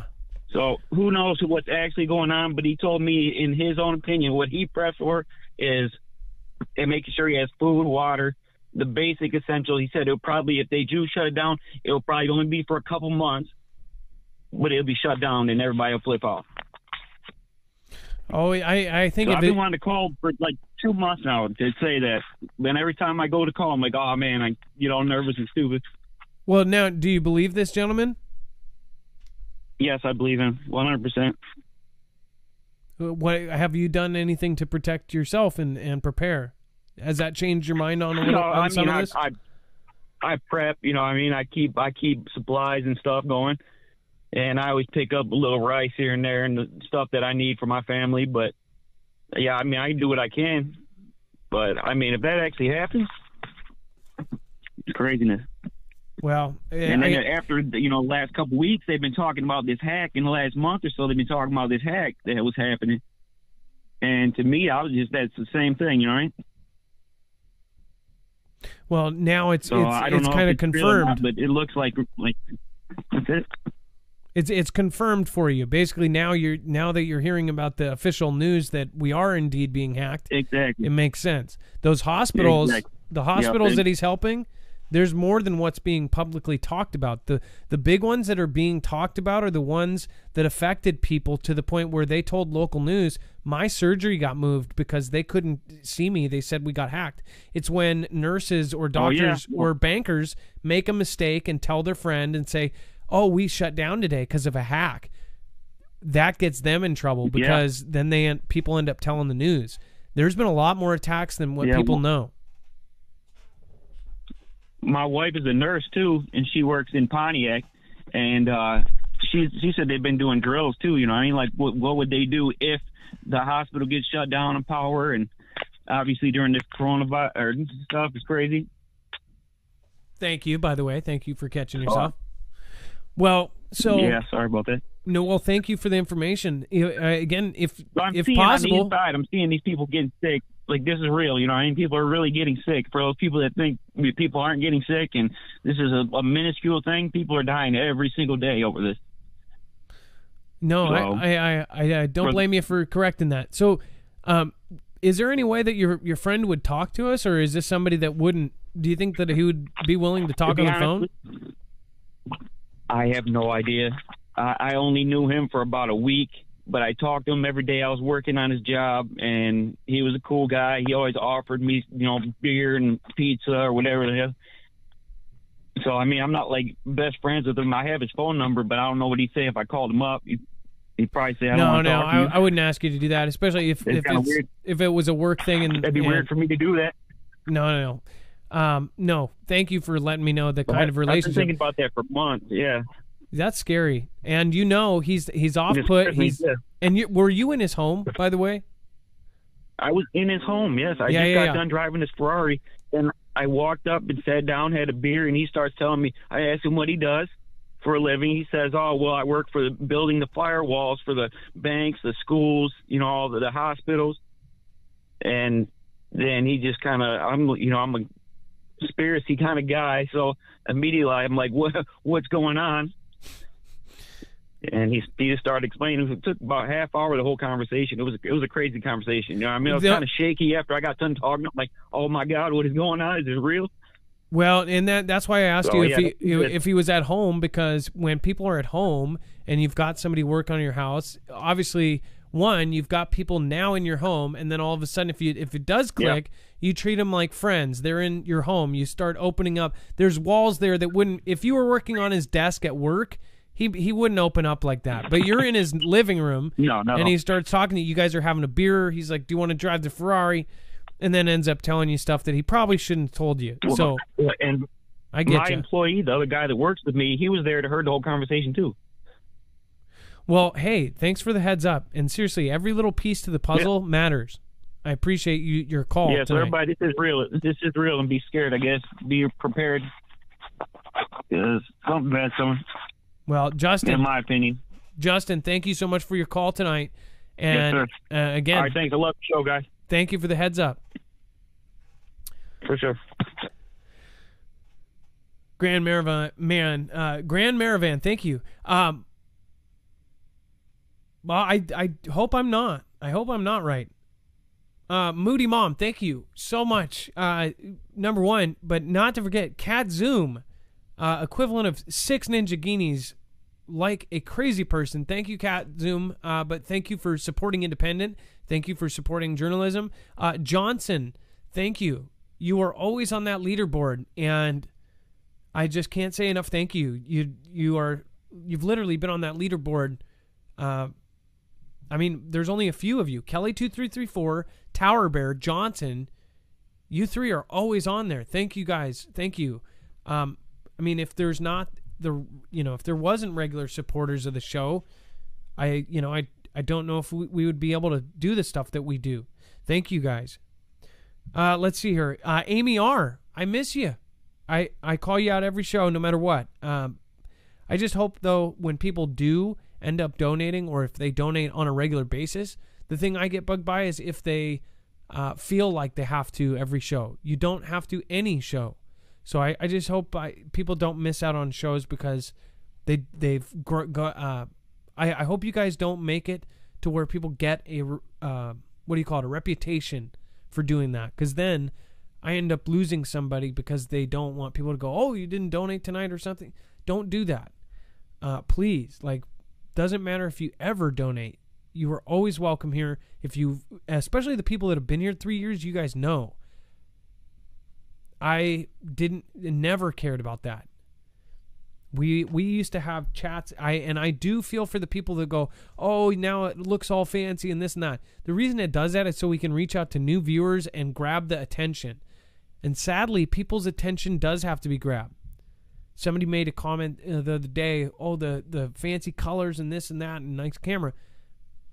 Mind you, I literally saved up while I was still working my 2 jobs to get this camera, along with what my first 3 ad revenue checks from YouTube, which they weren't much. So again, and if you get good gear in the first place, it lasts a long time. So again, thank you guys all for your support. Thank you for everything. But again, we're trying to reach out to new people. We're trying to get our groups going again. I appreciate everybody that's been here. Thanks for praying for my ex-husband, still on ventilator. Hey, Yakstar, I'm so sorry to hear that. Truth Hurts. Yes, Nanas. What's going on? Lemon Essence. Barefoot Lass is here tonight. 1 Adam 12. I love that name. Let's see here. Plumber Bill. Let's see. And not because it's got my name in it. Just because 1 Adam 12 reminds me of Get Smart. I think 1 Adam 12 was its own show, wasn't it? All right. Let's get the next caller on decks. Again, before we get over to this, let's see here. It looks like we have another first-time caller, Jahan. Jahan, you're live on Marfugal News. Hey, bud, how's it going? How are you, Jahan? So you got some tips for us? Not too bad. Getting ready to go into work. All right, sweet. Well, you've got the mic. Yeah, I just got a couple preps. Well, I got a few that I don't see anyone doing, but I don't have much time, so I just figured I'd give you 2. One is everyone has an old smartphone laying around. You know, you got one, doesn't have service, right?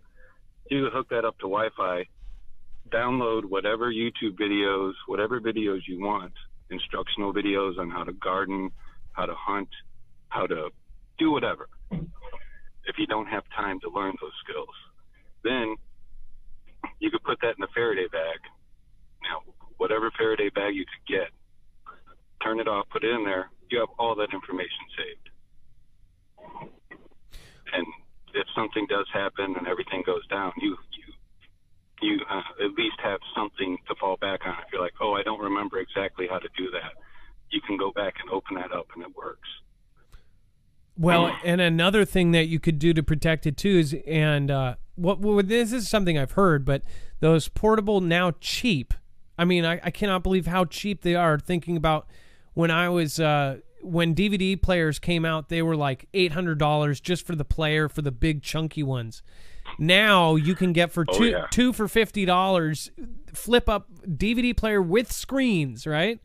I was thinking, that's a great idea that you just had, but what if you had those and burned, now 7 gigs of those YouTube videos on a disc, on a DVD, and then kept that in the Faraday bag just because the phone, I don't know, maybe the battery or something like that is there's a lot of things you could do, but that's a great idea. If you're prudent, you'd have a way to charge it. Yeah. Well, and then here's another thing too.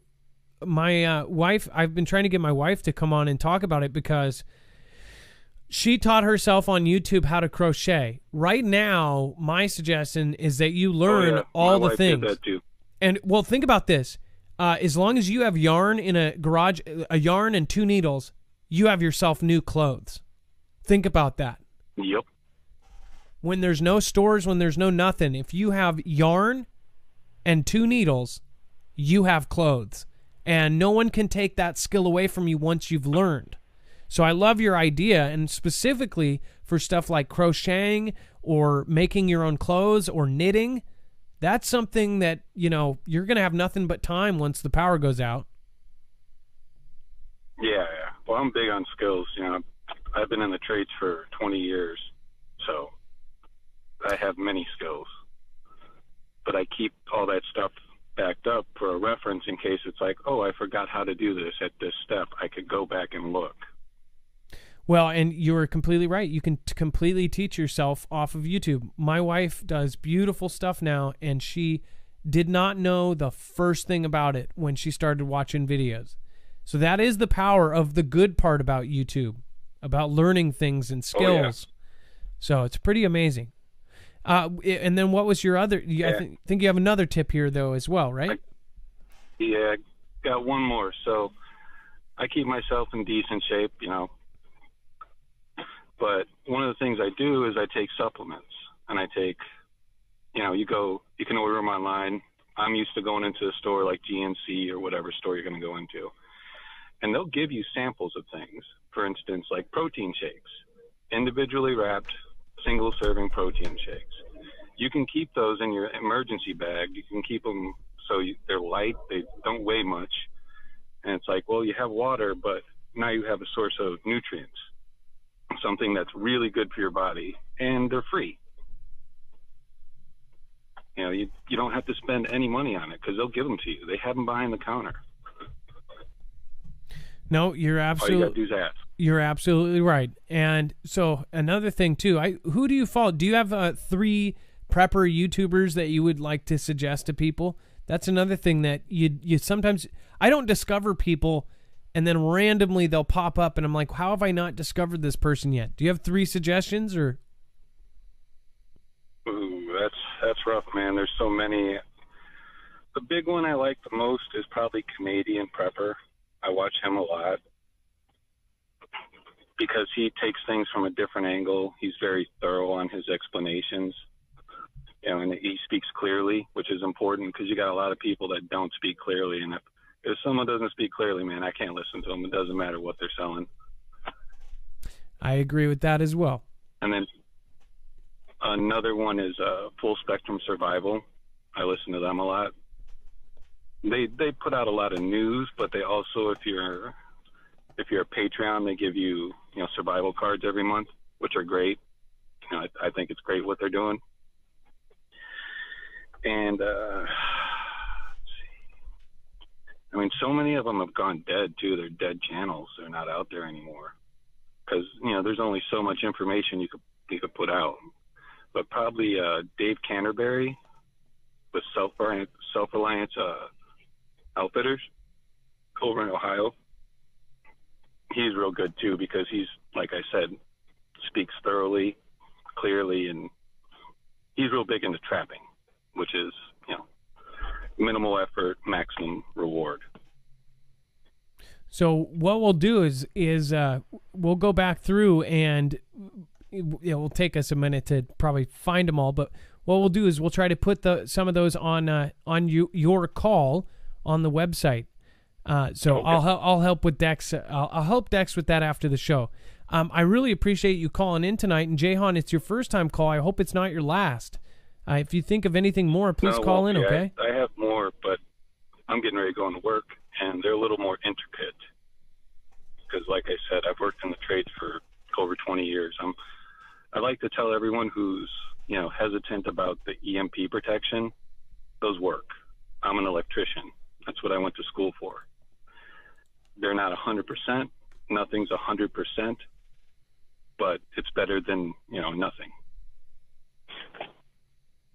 Well, and you know what I mean? Like they've said, as far as Faraday bags and Faraday cages as well, there's some things that can actually get away without. They've done tests on like light bulbs.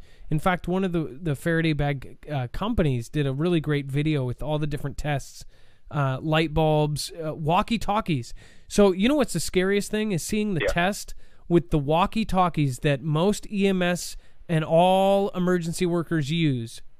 Those are the first ones to get fried. They're going to get fried the second if they're not in something. That's scary. Well, you turn it off, put it in that Faraday bag, and bury it. Put it in the ground.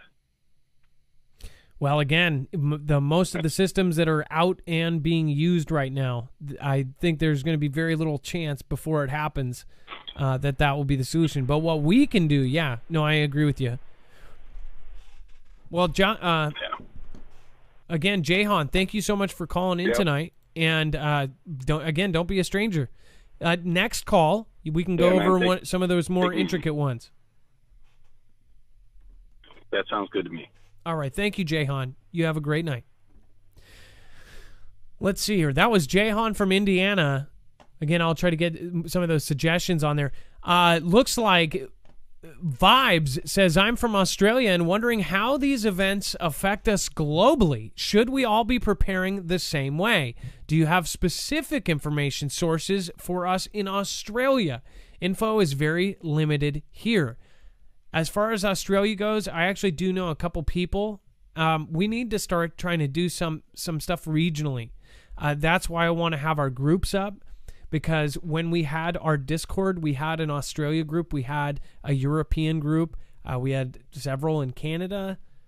There was different groups that you could go in and more local information was there. Because just like there's 50 people here that know all kind of the stories that we talk about, in your groups, in the smaller groups, it's like there's 50 people all putting their minds to discovering and exploring the local videos that you might have coming out of Australia.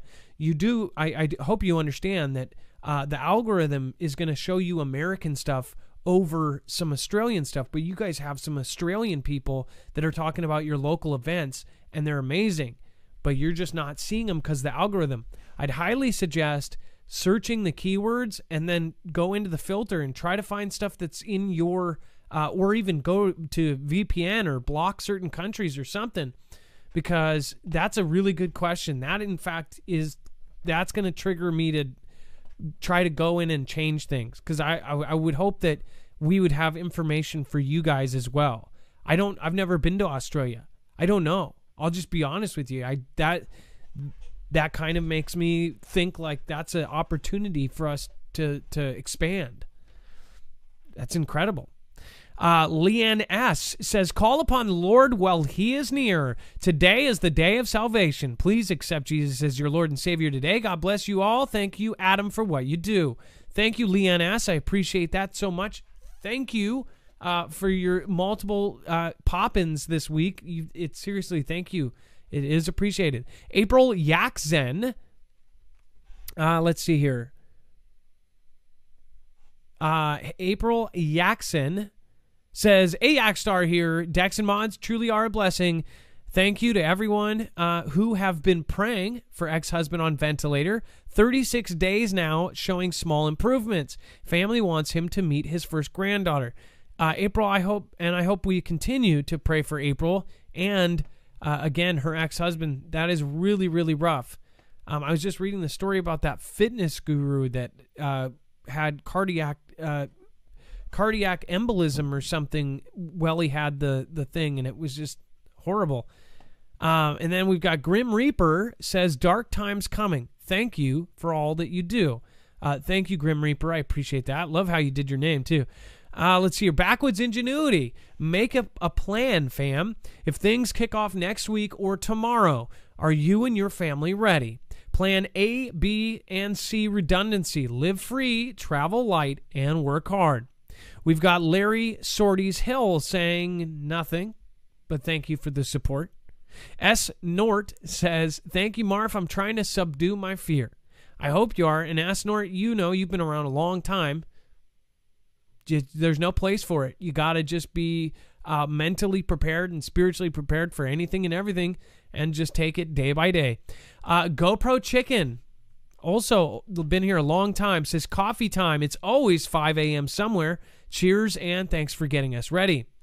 Then we have Bonnie Whitehead, says keep prepped up. Thank you. Kimmit, Prepper Nurse 1 just posted a 2-minute video asking what's wrong with the moon extra large with large halo. I don't know. We'll put it on in a second. If you guys haven't checked out Prepper Nurse 1, he's awesome. Josh Kemp, vandals cut internet in Arizona, Oklahoma, Florida simultaneously. Josh Kemp, thank you for pointing that out. If we don't have you guys reaching out and grabbing stories like this, we wouldn't know about them, because they're not gonna talk about this. Let me see here. I actually wanted to go to that. Vandals, quote, vandals cut internet in Arizona or in AZ, Oklahoma, and Florida simultaneously on February 25th, 2015. Also, the Shoutra also puts me in a good mood. Thank you, Adam and Dex. Thank you. That's awesome. I appreciate it. May, huge support tonight. Hello, Adam, Dex, and Fugel fam. Still here. Kiddo, still struggling and on 2 inhalers since March. Staying prepped and prayed up. Usually watching replays on YouTube and DLive. Thanks, great shows considering all the stuff going on. Thank you, seriously. May, I appreciate you popping in, even if it's once a month, once a year. Doesn't matter to me. I remember you, and I'm very thankful you've been here almost 3 years. Jay Thomas, an ex-32 Mason or ex-32nd Freemason who became a Christian, said that they planned to put a really bad bug in our agua. Probably Martyrburg Super. Okay, so Jay Thomas, that's exactly what that Doomsday article is about. Not just the E, but that other one, Marsburg. That's really weird you said that. Lisa K, I had to save a while, but have EMP shield on house and car. I work far from home. Peace of mind. God bless each and every one of you. So Lisa K saved up for it. She sat there and just a little at a time put it away for EMP protection. That's incredibly smart. I had to do it before we worked with. There's a lot of things that you should just honestly, like I said, go through somebody else if you don't like us. I bet you there's a couple trolls out there that are one of the 100 negative thumbs down that have them, and they go to somebody else. That doesn't matter. Just go do it. Bill I. Breckenridge says, fight on our knees. God loves the aroma of our prayers. We war not against flesh and blood. Love you, Fugel fam. Thank you, Adam, Dex, and Mods for doing the Lord's work. Thank you, Bill I. Breckenridge, and thank you for following us and being here the whole time. Black Gold, the U.S. dollar will crash starting 1/20/21, according to Black Gold. If you have anything, send it to us. DM me. Christian Moore, to all my unmet fam. All are welcome at my cabin. Doors open to shoot the... I'll cook. Bless you. And had snow this morning in Sunland, California. Beautiful. Snow in California? What in the heck? Again, just crazy, crazy weather. Survival Living. Dude, we got our first EMP shield through you a while back. Very good investment, and I highly recommend everyone get this and help support Adam with their code. Get ready, it's coming. Well, actually, Survival Living... Now you got to start using your code. So I hope people end up going over and supporting Survival Living. That's another option too. Go over and support Survival Living and get it. Keith and Queen Brat. Hope has two brothers, courage and faith. Because when hope gets beat, courage steps up. And when hope feels weak, faith takes over. Never lose hope. Much love. GBY. Thank you all, guys. I seriously appreciate all the support tonight. And I apologize for not getting to a lot of them while they happened. But again, I think tonight's episode was extremely important. You got to read between the lines sometimes. I understand that. But Again, it's for the best of all of us, so we can stay around. Enchanted Bayou, that Chowky Gal, 37 Smokes. We have one more article, and we always try to leave on a good note. Dex, can you read? Absolutely. Okay, retired couple make 1,400 toys for children in need this Christmas. Yeah, what a story. I mean, imagine that. So anyone who believes Christmas comes but once a year has obviously never met Mike and Judy Sullivan. The couple who recently celebrated their 50th wedding anniversary spend most days making toys in the workshop of their Desert Hot Springs, California home. Then they donate to local charities each holiday season. So when Mike, a 72-year-old, 26-year Army vet, retired, he and Judy signed up for a woodworking club. It started as a hobby, but after witnessing the Yuletide happiness their handmade playthings brought to local families, it became their new vocation.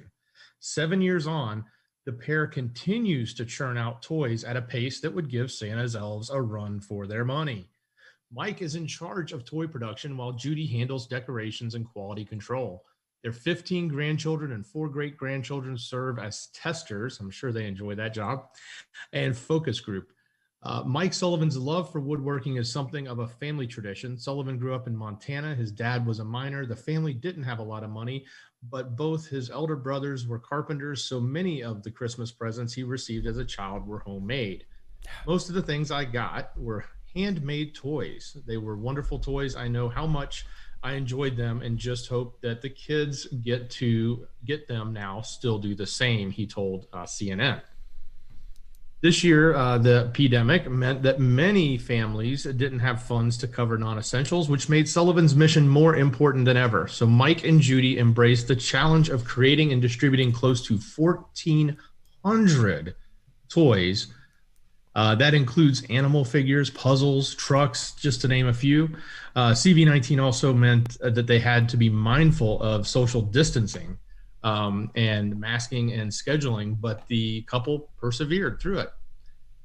So great story. I just can't imagine hand making 1,400 toys in the season, but what a great they're Santa. This couple did. Yeah, they've got another job. They could probably go to the North Pole and sign up right now. So again, I love when you help out. You are always so skilled, and I just appreciate it. Again, anytime I have a cord coming loose or something, Dex, you always fill in just great. Also, I know that a lot of people have requested a Dex cam. I know that you guys want a Dex cam. We're working on that. We're also working on more recognition for Dex. Dex is an amazing help. You guys know. Always thank him. The mods are a huge help.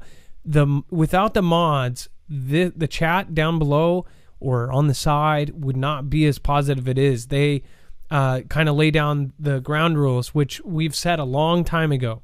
We don't talk badly about anybody. That's been for 3 years. We've never done a negative video on anyone.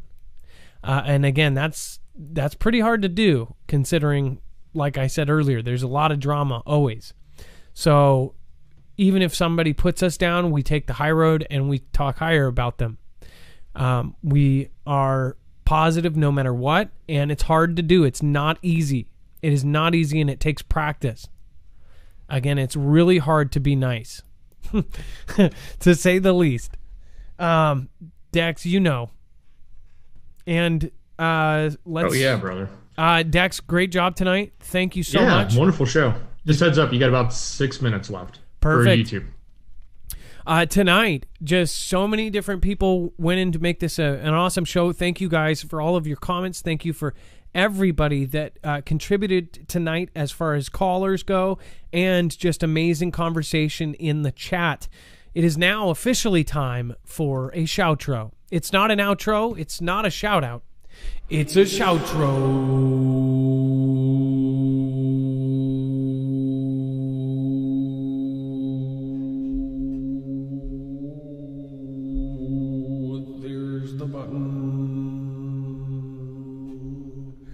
It's not working.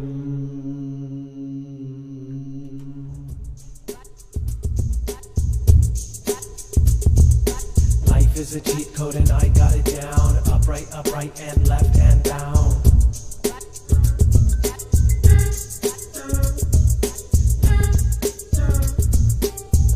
Upright, and left and down. Life is a cheat code and I got it down. Upright, and left and down.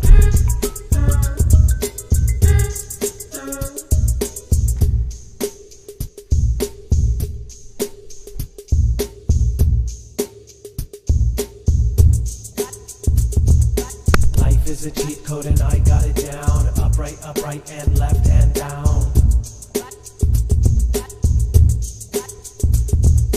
Life is a cheat code and I got it down. Upright, and left A big and down. shout out to Susan Donahue.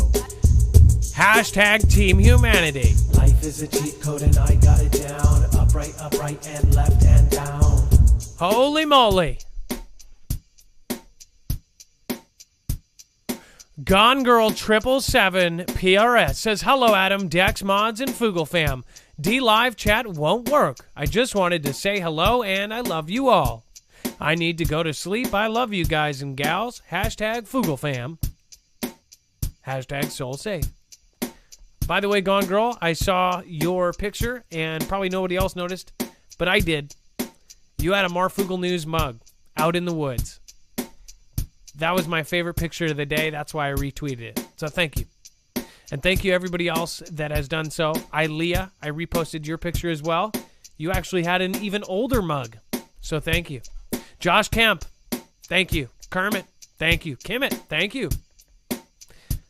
Check it out.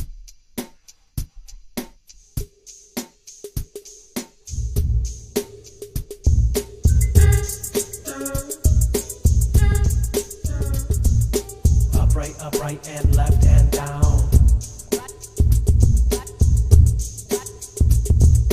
Life is a cheat code and I got it down. T308. Left and down. Thank you, T308, for gifting Marfia badges. Sama Daskin, 51, thank you for following. Backwards ingenuity. Larry saw parties.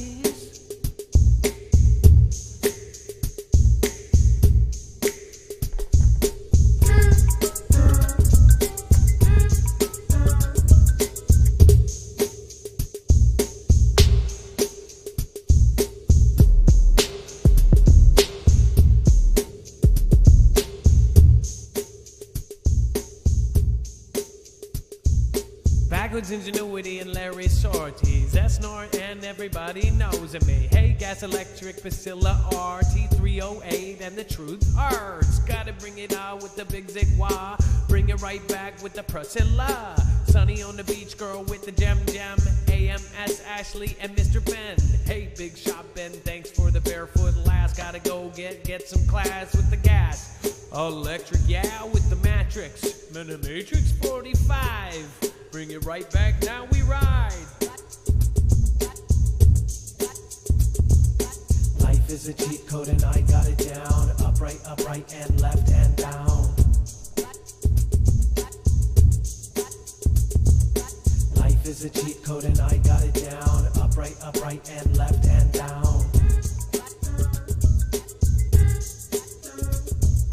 Life is a cheat code and I got it down. With the respiratory Jane in the world news.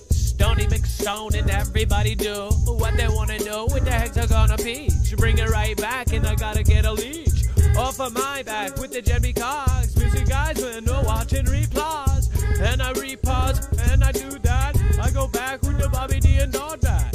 Oh, be the new objects.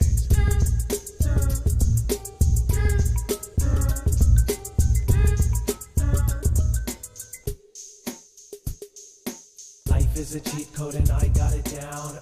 Upright, and left and down. Life is a cheat code and I got it down. Upright, and left and down.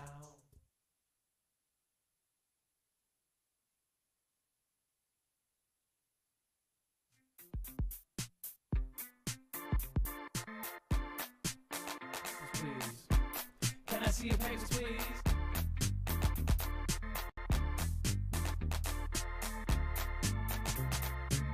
Gotta do it like this. Can I see your papers, please? Gotta love that lo-fi.